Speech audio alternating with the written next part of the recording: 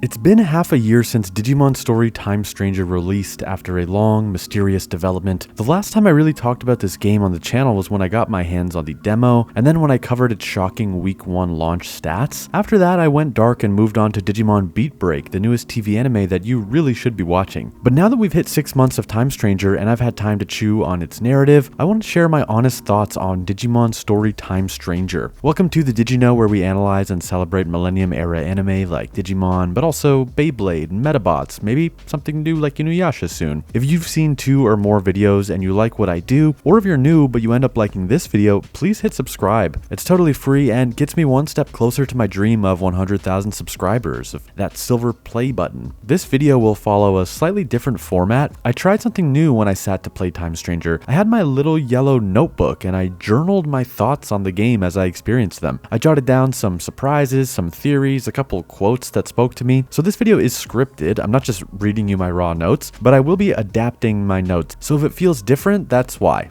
Let's do a quick non-spoiler talk in case you haven't played and you don't want to know. Digimon Story Time Stranger has got to be the best Digimon game probably ever. Okay, that's the video. Thanks for watching. No, I'm joking. Please stay. With its epic story, gorgeous artwork, fully voiced multi-language dub, satisfying RPG combat, great music, clever and snappy systems, wonderful characters, Time Stranger is surely the most well-rounded Digimon game. There are other great titles across the 30 years of history, and everyone has their favorites, but I don't think it's controversial to say they nailed it here. This is probably the best they've ever done. The world of Time Stranger really does feel alive. The importance of the passing of time. There are time skips that are key to this story where your character misses years of context, but when you arrive in the future, it still feels like the world kept moving without you. Things actually happened while our characters were away. The human and digital worlds weren't just waiting for the protagonist to return. Going further on that idea of the world feeling alive, it's the density of spaces like Central Town. It's the way that Digimon have nicknames for each other. Minervamon is Minnie to her friends. How cute is that? Partners have given their Mons nicknames in some Digimon manga, but not really in the anime. Digimon giving other Digimon nicknames is so endearing. The story of Aegiomon and Inori is very strong. She's kind of your main party member, not the playable character, but kind of the heart of the story. Digimon games, in my experience, can struggle to recreate that bonds between human and Digimon thing that we love from the anime. In that medium, in anime, it's a given, but in games where it's a collectathon and you're constantly shuffling through monsters, that one-to-one special bond that is, to me, very core to Digimon, it's not always guaranteed in games. Time Stranger cleverly lets us experience the best of both worlds. The agent, who we play as, is on that collectathon, constantly gaining and swapping Digimon, while Inori has that singular partner thing happening with Aegiomon.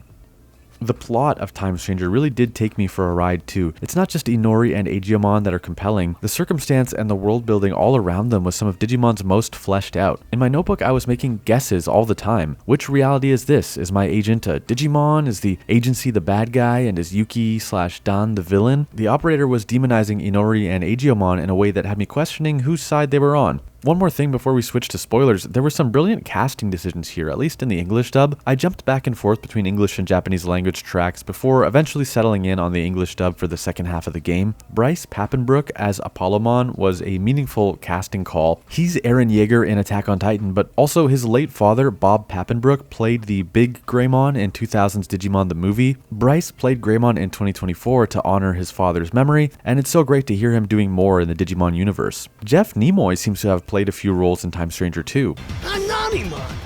Nanimon? I actually can't seem to confirm this online, but I'm almost certain he's Nanimon, and a few other minor characters here and there. Damn it all! And when that happens, I'll never be under that accursed thumb of yours ever again! Nimoy famously voiced Tentomon in Digimon Adventure, but also wrote on and directed for that dub, including the movie. So him being around for this English dub production was very sweet, if that's him of course. Lastly, Christina V has kind of become the newest star in the world of Digimon dubs. She does a lot of emotional heavy lifting as the voice of Aegiomon here, but she's also been Mako from Digimon Tri. She's also been Reina in the new Digimon Beat Break dub. She's great, and it seems like Digimon can't get enough of her. Okay, now let's get into spoilers. I've kept you waiting long enough. One of the first lines in the game, quote, "Thou has been granted the chance to atone." That's an amazing opening line. Are we atoning for something we did in a past life, or is the atonement on behalf of humanity? on behalf of one of the 3 digital worlds? What's going on? This whole TV anime thing that is peppered throughout this game's story. Production Occult Tokyo. Why is my guy dressed like the character in the remake of a vintage detective anime that was super popular in this world? There is immediately this blurring the line of fiction, fantasy, and reality. Are we playing a remake or a redo of something? Such a cool idea, I was not expecting this. The in-between theater is beautiful but also very Persona and very Expedition 33. The Velvet Room, the Manor, the space between, which also plays host to 3 digital worlds personified, all of whom we meet in Time Stranger. This game did not create new lore with Iliad, Yggdrasil, and Shambhala, but it did a really wonderful job introducing fans who maybe aren't up to date on all the lore to the idea of alternate digital worlds. I loved what we got to see of Iliad, and I feel like Digimon wants to take us to Shambhala next, whether that is in a future story title or in Beat Break, possibly Elysion, or maybe an unrelated Digimon media project.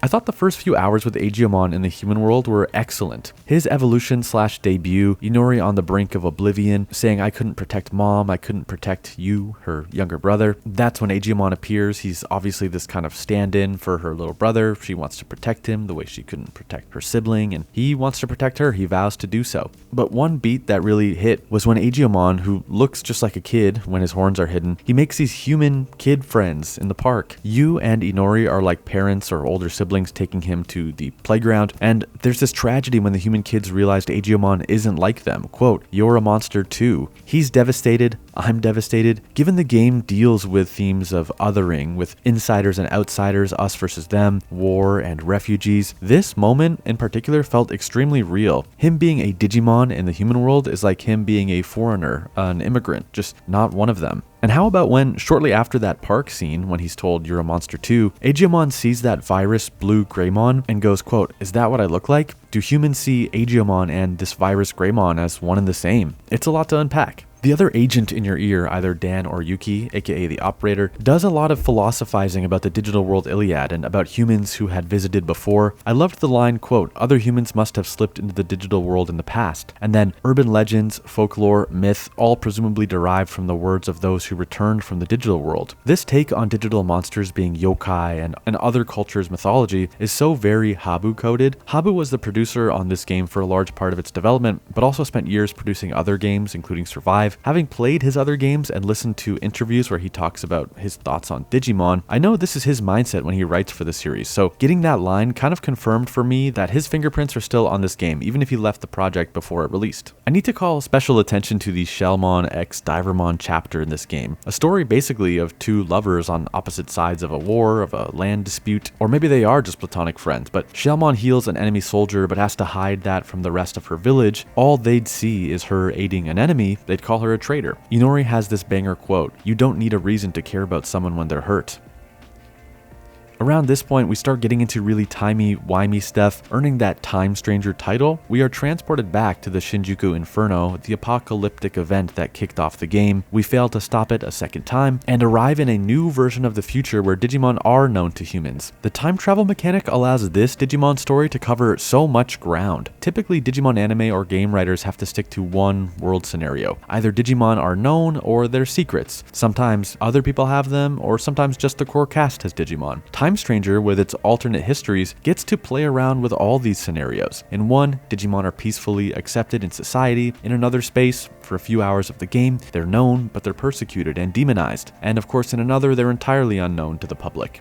I just found myself thinking, wow, they must be having so much fun writing all these scenarios and getting away with it with this whole time travel thing. I will say there's a stretch of the game where we kind of do versions of the Divermon x Shellmon thing one too many times for me. A tragedy happens in the future present, we run it back and rewind the clock with what we'll later learn is Aegiomon's power of time travel. We do one thing differently to fix the future, and that's okay, but it happens a lot in the middle of the story. Aegiomon starts to get a little too cozy with all of this time travel. He starts talking like, if I master the time travel, maybe I can even save Inori's dead brother and mom too. You're kind of taken aback because those losses occurred well before the events of the story, years before Aegiomon entered Inori's life. You kind of think time travel of that level, distance, and gravity should maybe be off limits. And at that time, you have your operator, the Dan or Yuki, in your ear telling telling you that Agumon must be stopped. Earlier I was asking myself, are the agents the bad guys? But here I started to think, man, Agumon is really tempting time and space itself, slowly dipping into god-like territory. Maybe this little guy is way scarier than we think he is. Skipping ahead, again, not my cleanest review, I'm going through my notes from when I was journaling this game. We do discover that the agent and Agumon are one and the same. We were born of Agumon. In fact, we're the result of one of his many time resets. He's been looping and looping in an attempt to find and save Inori, who at this point in the story has been lost. He wants to fulfill his promise to always protect her. The two of us reunite, so Agumon and the agent form Jupitermon, and the game delivers this unbelievably cinematic, larger-than-life, titanic mech battle in Shinjuku. I've not seen Digimon pop off on this scale since the end of Appmon, a season that you should watch, by the way. It's real Digimon, it's not a spin-off, and I have a review of it on my channel. We find Inori after a dimension-shattering finale that is on the level of Kingdom Hearts 1 and 2, where the worlds are all colliding and crumbling. Agumon accepts his fate as the Keeper of Time. This means he technically won't physically be by Inori's side anymore, but in a really beautiful way, as the overseer of space and time, he is always with her.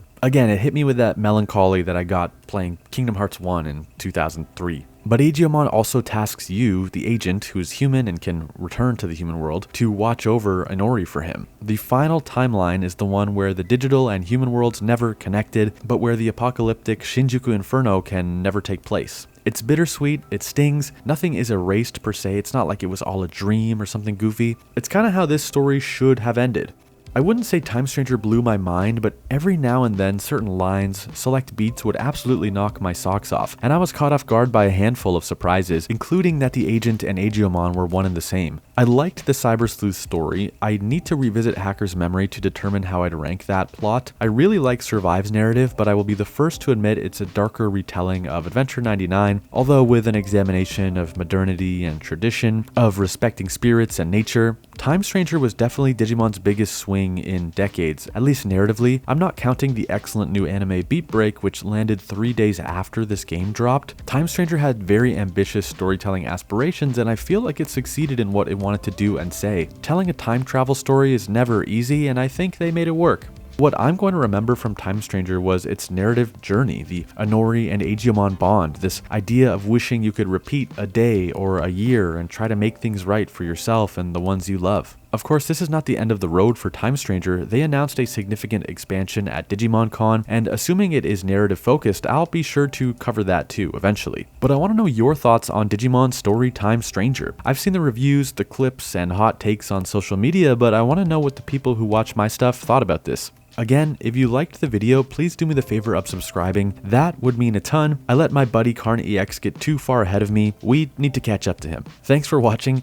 If you're still watching, you probably enjoy my takes on 2000s era anime, and so you might like my original novel, Monster Revolution. It's over 200 pages of monster taming adventures inspired by anime like Digimon, Monster Rancher, Metabots, etc. It's on Kindle and Kobo. You can get it digital for $10 or $20 for the physical paperback edition. A ton of great reviews so far, and it really is my love letter to this genre that we grew up with. I'll put links to where you can read the first 20 pages and pick it up if you're interested. Thanks again for watching, take care, see you in the next video.